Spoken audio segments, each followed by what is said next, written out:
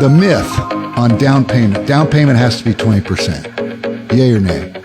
Not always. So many people buy a home in their lifetime, but like snowflakes, no two transactions are the same. Team Sweasey has seen how thousands of these transactions have taken place. Over time, they've devised a list of things they get asked about a lot that home buyers feel they need to do in order to buy a house. Inspections, percentage needed for a down payment, or getting pre-approved are all part of the process. How you should approach these things are the subject of this episode of the SLO County Real Estate Podcast with Hal Sweasey. The myths of buying a house. Here's your host, James Bueno. San Luis Obispo Real Estate Podcast with the team, the dream team. Hal Sweasey, how are you? I'm good, James. Bobby Kelly. Loving your jokes. How are you? Wonderful. Thank JT, you. John Turner? I'm awesome. Are you kidding Always, me? Are you always. kidding me? No, I'm not kidding at all. I'm always nervous when he's got a pen and a piece of paper. He's ready. Well, we got scolded last time, JT. We got to make this podcast fast. We're going to give facts, information, Yeah, let's and we're going to go. go. Let's Make it start. happen. Let's start now. Right out the gate. What are we going Okay, with let's here? Yeah. talk about buyer myths. Are we myth busting? Yeah, we're going to be a myth. Mythbusters. Yeah. Yeah. Yeah.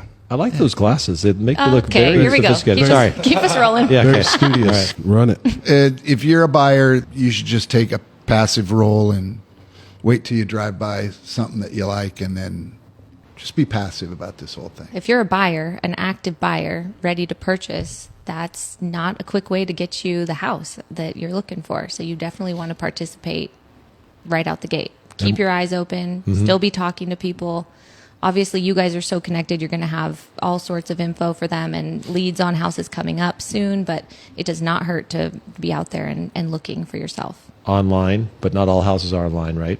So be active. Yeah, not all houses are listed. You can tell the market's picking up because I have more agents calling me, hey, do you have something coming up in the country club? You know, we just had a couple that moved from another country, put their kids in the elementary school. Our kids go. It's very cool. And they are in that neighborhood. They've gotten to meet everybody. They're walking around. Oh, this house has a tent on it. You know, there's a dumpster over here. Somebody told me these folks are getting older. They're going to move out. Can you check on it? I mean, you talk about one, putting their agent to work, but two, it helps us to know like, oh, okay, that is the exact kind of house you want. So active, specific, right? Is it also a myth that I don't need an agent until I find a house? You should definitely find an agent right away if you're considering buying a house. Can you explain why? You want me again? Yeah, Gosh, you guys yeah. are really leveraging. Yep. Well, one, they have market insight. They're going to understand, you know, what's out there, kind of give you some good expectations for what's going on. They know the community best. If you're coming like that couple from out of the area, they're going to be able to direct you, you know, if you have some specifications in the best place. And they're going to go to work for you immediately. So how much more powerful if you're both looking, if you're out there having those conversations and they are also leading the charge to find that. Yeah, they'll give you the resources you need to prepare you. Smart. And the offer. Yeah, you should meet with an agent well before you're even serious. You should start talking to people and find the one you want. And if you're one of those people that needs to sell your house, oh, okay, or has a house to sell, like I own one, I'm going to buy another one.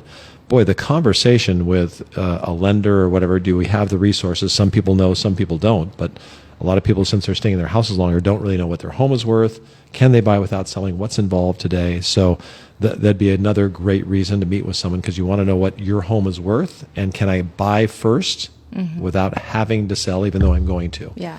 So there's a lot of information that an agent can provide. That's so such a good point, too, because I was thinking about the conversations I've had with people where things have gone south. They've really had a rough experience with their agent. Most of the time it's, well, I don't know, we just found the house, and so we went with the first person that would help us write the offer, the first person who got in. So, yeah, knowing that person behind, like knowing their reviews, knowing how active in the market they are, all that would really matter up front. It will save you long run. I called the sign, and this person answered the phone, and that's now our agent. On our team, Hal primarily works on listing houses and helping sellers. And then we have a team of buyer's agents that work primarily with buyers.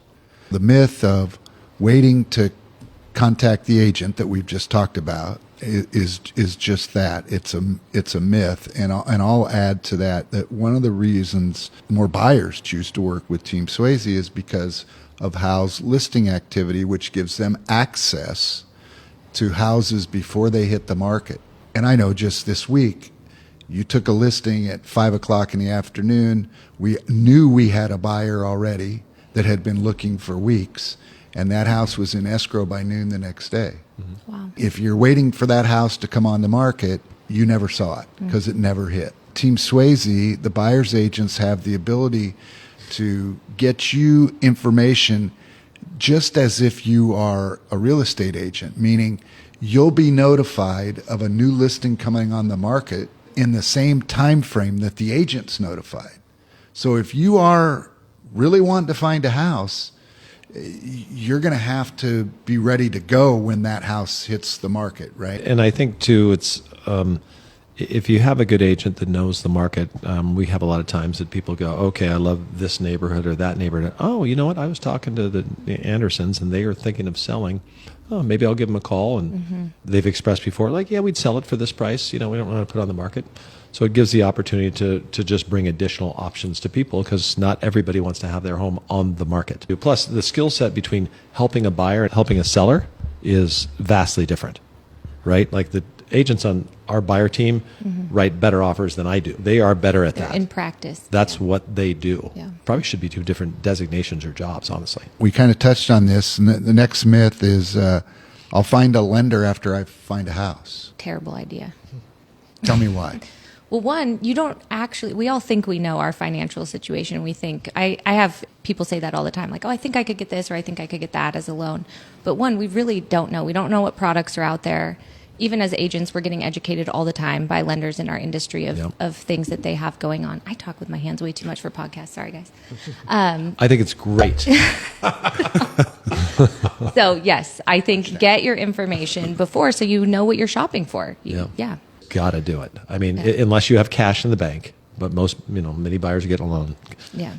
It changes from, I do this all the time, and it's like, what do you have? What are my interest rates going to be? What's the payment going to be? That's knowledge you should have. How quickly can I get my loan? And if you do it all in advance, you become a stronger buyer because if they qualify you 100%, you don't have to make that even a contingency of the sale. Well, and they'll give you insight into like, hey, do these 3 things and you'll even be stronger. We can get you a higher balance, all that. We bought a house during COVID and it was crazy competitive. Right. And we needed to have all of our ducks in a row just to make those offers and on a weekly basis because houses were getting 20 offers and they'd be listed on Saturday and sold on Monday and then they would go over the offers.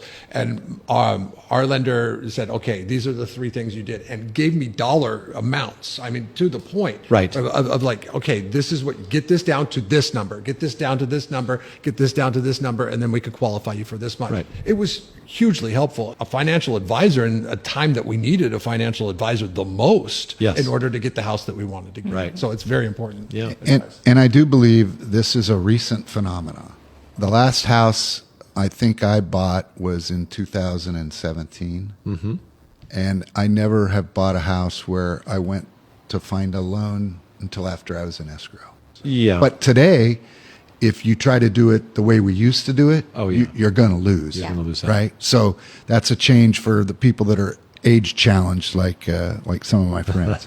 So the myth on down payment has to be 20%. Yay or nay? Not always. Go through with the lender because you might be able to hold on to a house that you're thinking you're going to have to sell. Yes. Or, so a lot of times people think, I'm going to wait and I'll sell my house. I'll put it up for sale if my offer gets accepted. And that's just another thing that's going to delay. And it's not going to be a strong offer if you're going in that way. Yep. It reminds me of what I read a few years ago, and I think I shared it with the buyer's agents, the 3 things that buyers should do first. And the first is drive around in the communities where you think you want to live and pick out the neighborhoods that you're most interested in. Number 2 is find a lender. And number 3 is select an agent. And as we learn those things, the priority is in reverse order of what I just said. The first thing to do is find and create a relationship with a local agent that you like and trust because they can help you with number 2 and number 3. Right. Yeah. What do you think the average down payment is today? Is it 20%? 10%. You're wrong. Ha ha ha. Average down payment. But you're close. But you have to take out cash right. offers, 9 obviously, point. right? No, not counting the cash offer. Right. Okay. Average. The average down payment for a financed property is 9.2%. nationwide. Nationwide. I wasn't Wow. I wasn't that far off. Yeah, you I said bet, 10. I bet you it could be a little bit higher here because of the price range. Oh, you're just trying to get James a correct response. Yeah, no, Thank you. I think, James, if Appreciate you really your look help. at the numbers Okay. deeply, John. Yeah. Okay, James, Yeah. you're right. Yeah. Jeez. Give yeah, him his credit. 9.2. I was surprised. That is surprising, yeah. Yeah, because I always thought, 20%. I mean, I begged, borrowed, and stole some money from some other sources to help my son get 20% down. But if the average is 9, that means a lot of people are doing it for less, which is hard to Yeah. imagine, right? Yeah. I mean, I know you can do it for less, but that means a lot of people are getting low down payment loans nationwide. But in slow too, 9% is a lot of money. Yeah, Yeah. 9% is low. Yeah. That's But, true. but here's the point that I would like to make on that is that if you are a potential buyer and you're waiting to get 20% down, could that be a tactical error? Yes. I remember this nice couple. There was a great buy on a house in the area they wanted. It was a lot less than today's prices.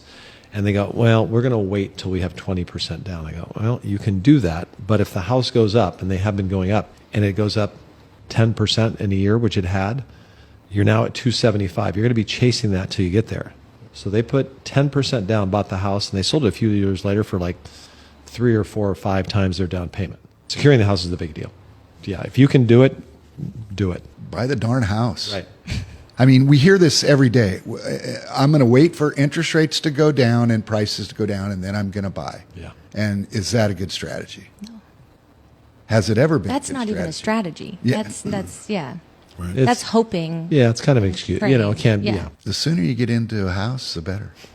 Well, as Jeff said, a couple podcasts ago, you get into a house because over time you're going to want to have that asset, and over time it usually goes up in value, and over time you have chances to lower your cost with refinancing when rates improve. When they have And you fixed- think about how, what happens when you're saving money. Life happens when you're saving money. Got to have a place to live, but certain things come up while you're saving money that you're like, oh, that money we were saving for the down payment for the house is going to have to be set aside. So then you talk about chasing it, and the rate at which real estate goes up far exceeds the rate in which you could save at. How hard to outsave that? Yeah, and so you're always going to be chasing it if you just don't make it work. When you think about the history of home values, 90% of the years they go up in the last 70 years, and 10% of the years they have declined. And we're going to see a decline in the future. I'll bet it. Oh yeah, absolutely. But it's going to be 10% of the time. If I was going to Vegas, I would take the 90% bet versus the 10, wouldn't you? Yep. It's a myth that, I don't need to get an inspection when I buy a house. That is a myth. At all. Yeah. That's that makes. Yeah. Yeah. That's It's not me- important. Yeah. Makes me. Feel And you're a lot saying it better. is. Yeah. You need to Why? fully understand the product that you're purchasing. I mean, one, just for educational purposes, it's helpful. I love going through those home inspections and finding out, where all the turnoff valves are, just knowing what you're going to be living in. But also, finding out what you're investing your money in is important. Potential issues, all of it. Yeah. Don't insurance companies, if they give you life insurance, give you physical? Yeah, they do. Yeah, they're not doing anything. So yeah, it's a big investment. So you just do it. Yeah. In fact, sellers should probably do it too.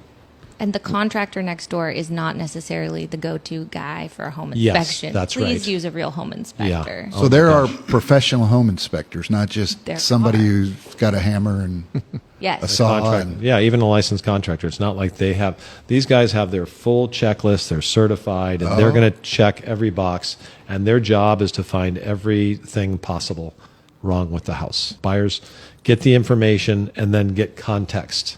My electrical panel has 2 fuses that are, that it's double tapped. It's too much, it's, what's it called? Too much juice. What do you Too call much it? juice. Well, too and much going back to electricity. home warranties too, if you want your warranty to cover certain items that come up in the house, a lot of times they will look at the home inspection and make sure, okay, it was fully functioning.